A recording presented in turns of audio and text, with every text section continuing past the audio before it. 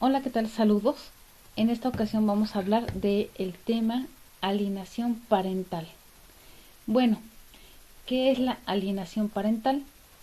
Eh, la alienación parental es precisamente a un menor, niño o niña, por parte de uno de los progenitores, ya sea su papá o mamá, tratar de convencerlo de que el otro progenitor, ya sea su otro papá o mamá, es malo, es nocivo, cargarle la mente con problemáticas ajenas al menor, ajenas a su edad, y destruir por medio de esos comentarios lascivos, destruir la personalidad de este menor, niña o niño. ¿Cómo es esto? ¿No? Pues cuando somos niños nos formamos a partir de nuestra identidad se forma de la información que tenemos, de la autoestima de nuestro padre y de nuestra madre, se forma nuestra autoestima propia.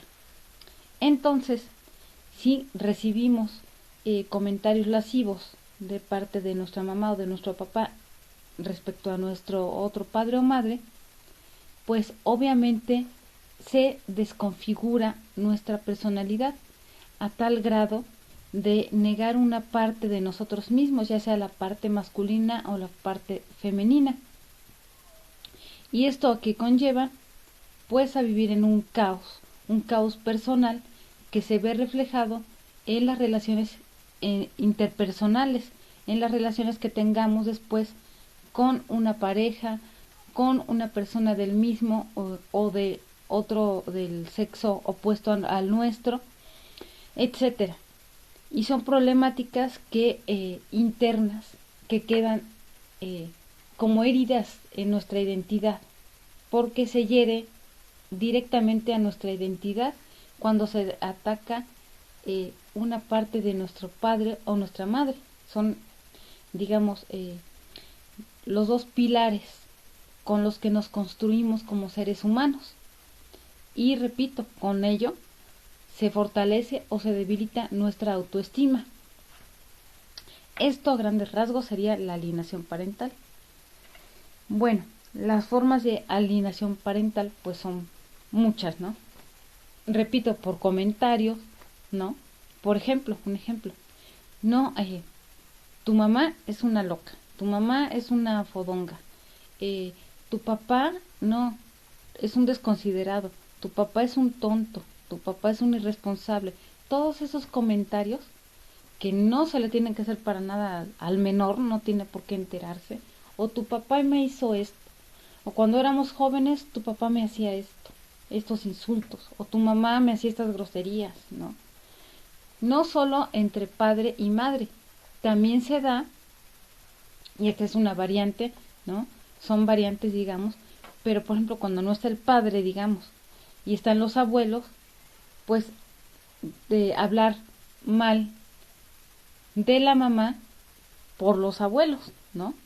Cuando se va la mamá o si nada más digamos la orfandad es materna o paterna, cuando queda el progenitor viviendo con los abuelos y cuando está ausente le hablan al menor mal de su padre o madre, eso también es alienación parental. Y esto, bueno, aunque no sé en ese momento cómo esté dentro de las leyes mexicanas, porque hace un tiempo estaba como una opción, ¿no? De, digamos, como delito tipificado. Ahora resulta que, pues, algunos jueces no lo aceptan y tal, ¿no? Porque es difícil definirlo. Claro, en una sociedad llena de violencia, pues obviamente todos los delitos son difíciles de tipificar, ¿no? Porque se ha normalizado. Desgraciadamente se ha normalizado toda la violencia. Vivimos en una violencia estructural, donde pues lo primero que hay que hacer para cambiarla, esta violencia, es reconocerla. Y si no se reconoce es porque hay una resistencia al cambio, ¿no? Una resistencia de las personas corruptas y violentas para cambiar esos patrones dentro de la sociedad. Y bueno, muchas personas lo hemos vivido, ¿no? Transgeneracionalmente, digamos, si revisamos nuestro árbol genealógico, que les recomiendo ese capítulo dentro de los videos, la importancia del árbol genealógico en botiquín de herramientas. Se los recomiendo. Por ejemplo, vemos que en generaciones anteriores se ha hecho esto. De forma personal, puedo decir que en generaciones anteriores de mi familia esta práctica se viene realizando, ¿no? Por ejemplo, mi abuela materna con respecto a mi abuelo paterno, ¿no? Era un hombre trabajador, honesto y todo, y sin embargo, o sea, no daba el ancho. Siempre se hablaba mal de él, tu papá es esto, como hablaba una lengua autóctona, el éuskaro, pues entonces eran burlas respecto a eso, que no sabe hablar, etcétera, ¿no? Cuando realmente como hombre pues no tenía falla, o sea, hombres como él, sinceramente, pues hay muy pocos, ¿no? Luego también lo viví dentro de casa, ¿no? Era que tu papá esto, tu mamá el otro, de los dos lados, ¿no? Más de uno que del otro. Entonces, yo, al tener hijos, lo que vi, al tener mi propia familia, mi primer matrimonio, sufro, pero del lado de mi primer esposo, sufro este ataque, el cual es terrible, ¿no? Porque incluso llegó al grado de alejarme total y absolutamente de mi hijo. Tal es así que pues van hasta el día de hoy 13 años sin que tenga ningún tipo de contacto con él debido a esta alienación parental. Esto es decirle al menor: tu mamá está muerta, tu mamá no le interesas, tu mamá está loca, tu mamá se fue a otro lado porque no te quiere. Y por ejemplo, es un sufrimiento terrible, porque en vez de optar por tener la razón, en mi caso, sé que hay muchos padres y madres, en el caso de que yo he estado viviendo esto, igual que yo, de que le hablas a tu menor, estás oyendo su voz y te dicen, no, no está, o te cuelgan, ¿no? O sea, si es que te contestan, te dicen que no está, aunque estés escuchando su voz ahí. Y te cuelgan. Y esto por parte de la abuela, la tía, la empleada, ¿no? Quien contesta,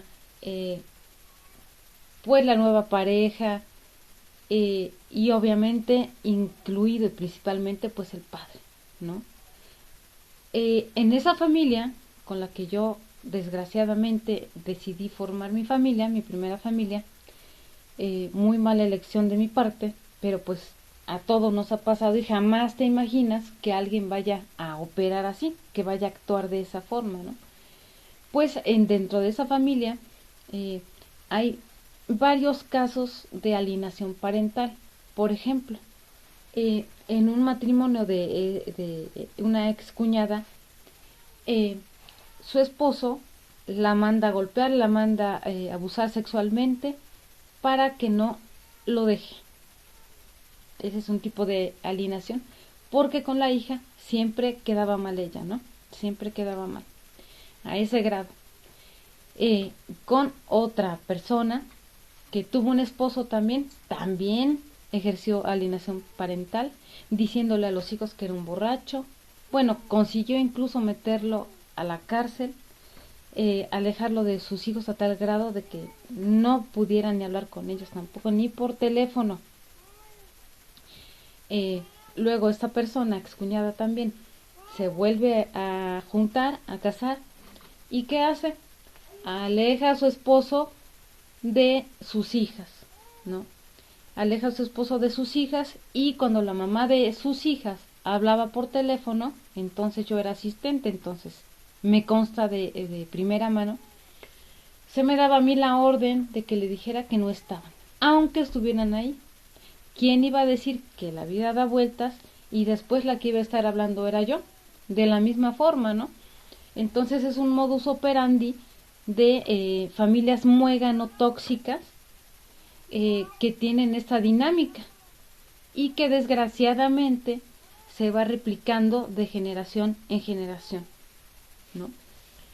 Y bien, creciendo en estas situaciones, ¿cómo puede estar la autoestima de un joven, una joven que pues tiene dividido, ¿no?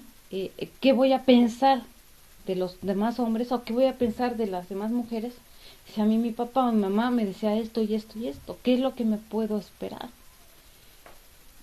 Eso es realmente frustrante y patético, porque entonces tiende uno o a repetir como victimario de hacer este ejercicio de alienación negativamente hacia la pareja o hacia el menor cuando nos toca ya formar nuestras familias, ¿no? O tomar de rehenes, porque esto es también la alienación parental, el tomar de rehén a los hijos para vengarse del cónyuge. Y mucho se da en nuestro país, ¿no? Que, ay no, si no me da pensión, no le dejo ver a los niños. O no, tú no ves a mi hija, a mi hijo, si no me das dinero, ¿no? Y también es muy frustrante para los hombres que les ocurre esto, que les ocurre ser víctima. ¿Por qué? Porque de por sí la paternalidad está tan orillada a ser la parte controladora que cuando no se es, pues es doblemente frustrante ante la sociedad, ya que la sociedad es muy castrante en cuanto a presionarnos con lo que se debe, entrecomillado, de ser o se debe de hacer, ¿no? Entonces siempre nos van a estar empujando hacia tener la razón, hacia el confrontar, en vez de tratar de convivir, de hacer una comunión para el bienestar de la familia, de los hijos y de las futuras generaciones, ¿no? Siempre nos van a estar empujando hacia esta pelea de que, ¿no? Demándalo y véngate y pues ahora quítaselo tú y cómo es posible y, o sea, y ese tipo de presión también en los hombres, ¿no? De, bueno, ¿qué voy a hacer como hombre si no puedo ser proveedor? Si a lo mejor no tengo trabajo, si a lo mejor estoy en una crisis económica y todavía me presionan y me quitan mi fuente de amor, de mi motor que son mis hijos, ¿no? Igualmente cuando se es mujer, es totalmente, te rompe el esquema, es muy frustrante que incluso la pareja te quiera desaparecer de la vida de tus propios hijos, de mi primer hijo en este caso, ¿no? Y que incluso te mande desaparecer, ¿no? Que te mande desaparecer en todo sentido, que te quiera borrar totalmente de tu existencia, de tu personalidad, para vengarse, ¿no? Por su misoginia. Entonces es increíble que esto pasa, pero pasa. Y dar gracias, el darnos cuenta, el poder darnos cuenta de que esto sucede, es un gran paso y un gran avance para evitar repetirlo, para evitar ese esquema otra vez en nuestras vidas y en las de nuestros hijos e hijas, ¿no? Y si, bueno, ya lo hicimos, ya la regamos, pues tratar de reparar el daño. Ya lo hice, bueno, ahora ¿qué debo hacer? ¿Qué debo hacer para cambiarlo? ¿Qué debo hacer entonces para romper con ese círculo vicioso, ¿no? Transgeneracional, repito. ¿Cómo podemos romper esas cadenas que atan incluso al crecimiento de nuestra nación? Porque ¿quién va a ser feliz y productivo si tiene estos problemas? Ese es otro capítulo más. Les mando un fuerte abrazo y saludos. Hasta la próxima.